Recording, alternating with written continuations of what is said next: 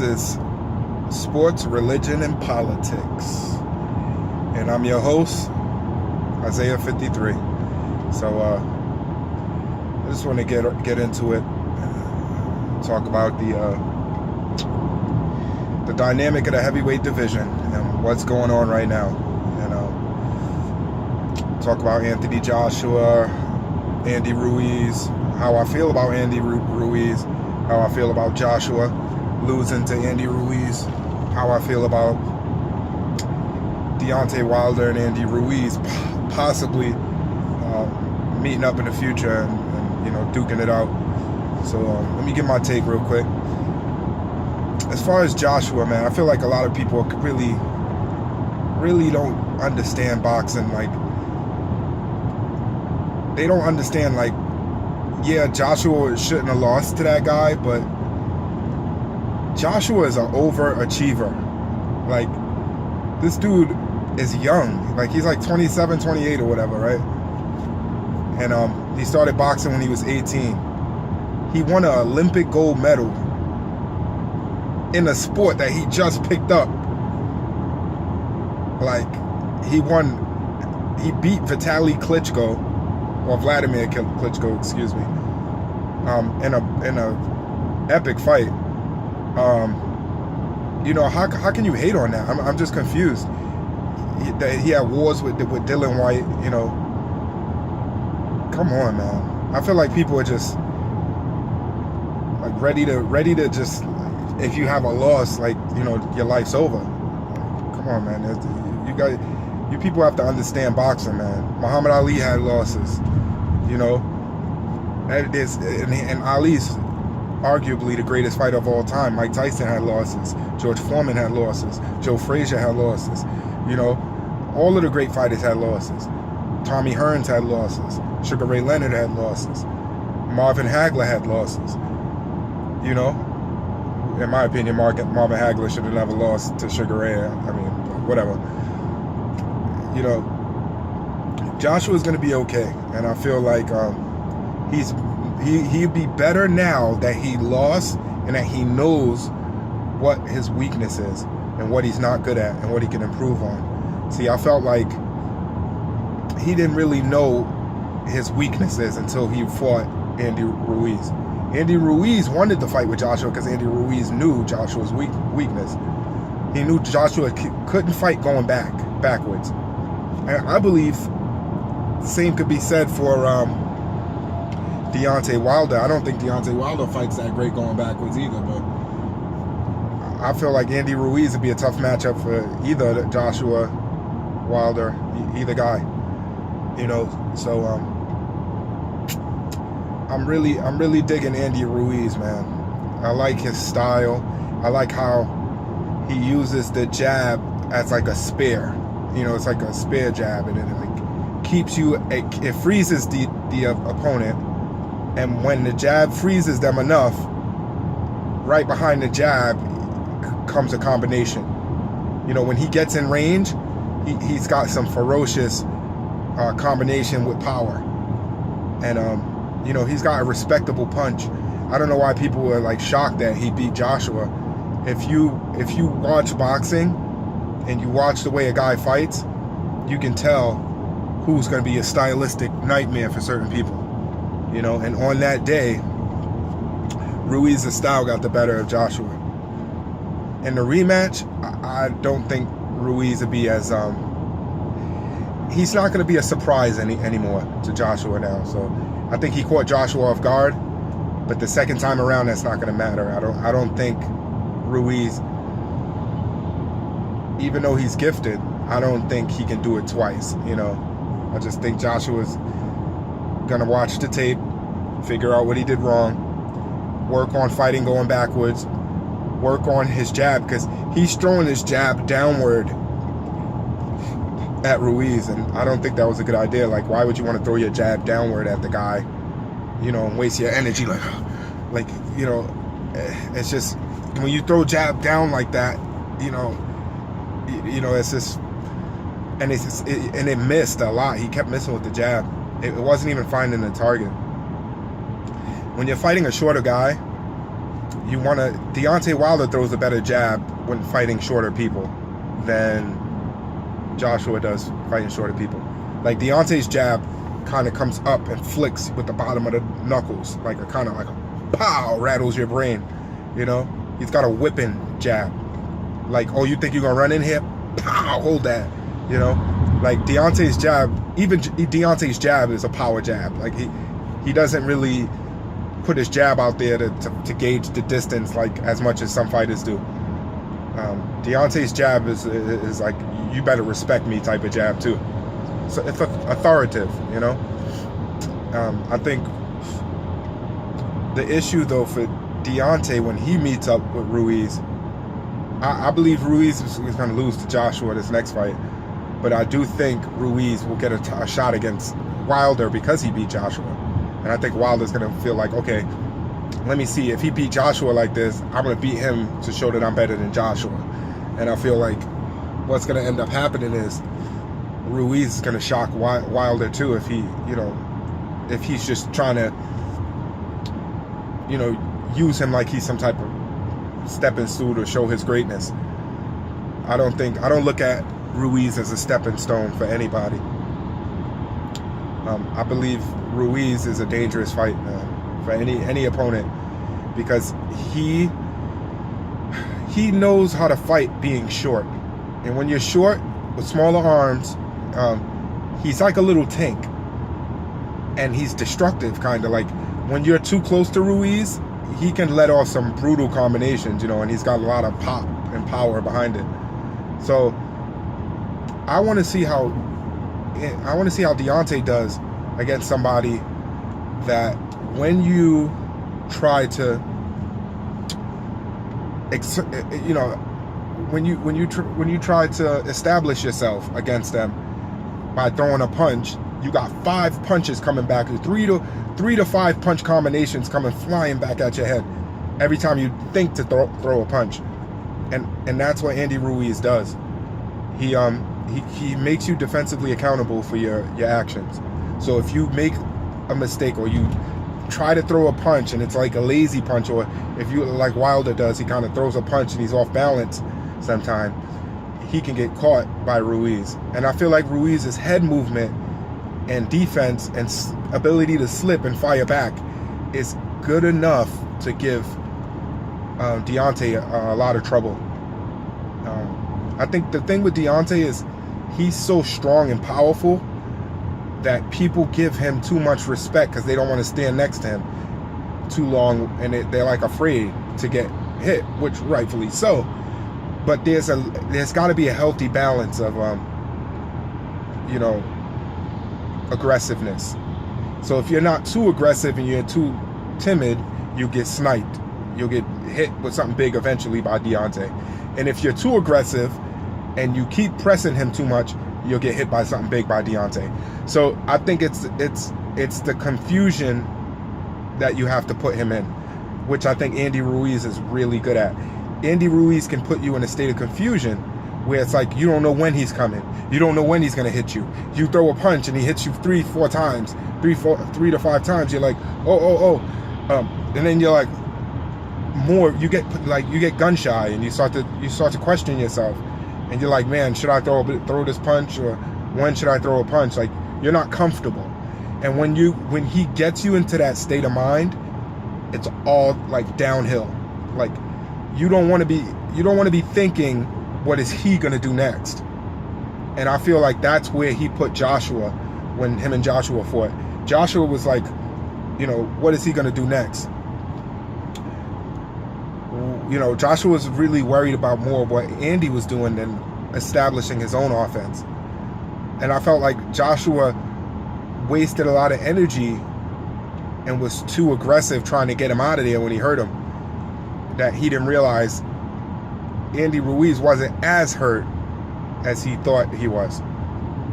And I want to give a shout out to God, because, you know, we talk sports, we talk politics, we talk religion. And I like that Andy Ruiz said, thank God, first and foremost. And I like that he even said in one of his interviews recently,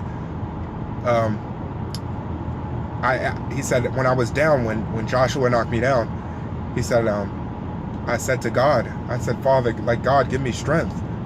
Like, give me strength to get back up. Like, give me strength. Which I thought was awesome, because that's what Tyson Fury did before he fought Deontay Wilder.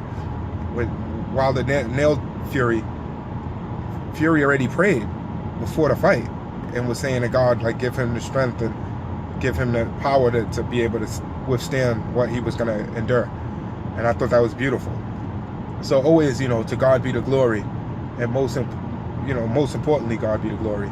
And it's just amazing to see that when you call on God, even if God, for example, doesn't like violence, because I don't believe God likes violence. He doesn't want us punching each other in the face for money. Like, let's be honest, But we're gonna do we're gonna do certain things anyway, and God doesn't quite approve of certain things. Like, he doesn't care for it. And I believe boxing is a sport he doesn't so much care for, but he still loves us, So God is more like, I don't like you guys hitting each other, fighting each other for money. But if you want me to keep you safe and you ask me to, that's the least I'll do, is keep you safe. And he's a good God, so respect and much praise and glory to God the Father. Now let's talk about a little NBA, the Toronto Raptors, Golden State Warriors. I don't feel sorry for Golden State when, I'm sorry, one of your superstars is hurt. Wait, I'm sorry, 2 of your 5 superstars are hurt. Wait, I'm sorry, 3 of your 5 superstars. Like, I don't care. Like, Kawhi is the lone superstar on Toronto, and they play good team basketball, right? And they're finding a way to make things happen, right? So you want me to feel sorry for a team that before they got all Durant and Boogie, they were what, 70-9 or something stupid like that? Like, come on, like, I'm not gonna feel sorry for those guys. I'm not gonna feel sorry for those guys. I feel like Durant ruined the competitive nature of the league by going on a team that's stacked with great players. Golden State, I'm not mad at, like, Curry and Clay and Draymond. Like, those are the core group of guys that were there before everyone wanted to be a bandwagon hopper and jump on it. Oh, I'm going to Golden State. You don't want to pay me money. I'll just stack the deck against you. Go play with Golden State, and then we'll be a powerhouse, and we'll laugh at everybody and destroy everything. Ha, ha, ha. Like, that's so lame. Like, whatever happened to, like I quote Charles Barkley, like, whatever happened to wanting to compete? Like, wanting to say, I'm better than you. Like, my team is better than your team. Like, I don't need 100 superstars to beat you guys. I just need guys that know how to play and play their position and do what they need to do to get the victory. Like, whatever happened to that? What's wrong with that? I feel like the NBA is very soft, man. Very soft. A lot of guys don't have that strong mindset like that they used to have back in the day. You didn't have to worry about Michael Jordan teaming up with Bird and Magic and just to take on one guy. Like, Larry and Magic didn't team up to take on Jordan. And, Jordan didn't team up with those guys to take on the bad boy Pistons. Like, that stuff didn't happen. So I feel like the NBA today is softer. Like, these guys are more sensitive, but it's the culture. It's the it's that liberal culture where people, oh, you hurt my feelings, that type of mentality. And I feel like it's destructive to people. It's a toxic mentality. It's like you don't want to compete. You want everything to go easy for you. Like a lot of entitled people do. Like when a kid that's brought up, spoiled by his parents, silver spoon in his mouth, very entitled. He pretty much had life handed to him. The second he faces some adversity, he's on suicide watch. You know what I'm saying? Like, he's like, oh, I can't take this, I'm gonna kill myself. Oh, I can't take this, I might as well kill myself. Like, what? Like, you know how many people grow up in the projects and had nothing, and like they're just accustomed to the struggle, and they persevere and they make it through, and they sometimes make successes of themselves. And you crying because mommy said no, you can't have $1,000 to go shopping, or I'm not paying your car insurance or your car note. You got to get a job. Like, come on, man. You know, it's that type of mentality that a lot of these people have, and I feel like it's like trickled down into sports. Like some people like have like certain. I'm not saying Durant is spoiled and entitled, but I'm saying that culture of liberal entitlement kind of sneaks its way in certain subjects with people, you know. Like I feel like him going to Golden State was just like straight up weak, like a weak move, like some sucker, like it was just a sucker move. And you know, I just never respect that. I can't respect that. I didn't respect it when LeBron did it, you know, and when the Celtics did it with Kevin Garnett, Paul Pierce, Ray Allen. The Celtics did it when those guys were practically old. That's why they only won. They won one title. Like it wasn't like the Celtics were that great. Like they just were okay. Like Paul Pierce is not like a superstar. He was like mid-tier to star type of guy. KG wasn't a superstar at that point. He was like a star type of guy. And Ray Allen was just a specialist, a 3-point specialist.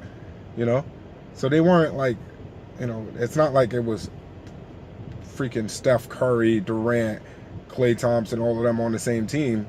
I feel like that's overkill. Boogie Cousins, like, come on, like, out of here. Your starting five is crushing like every starting five. That's like a U.S. Olympic team, you know. So I don't get it, you know. It's crazy.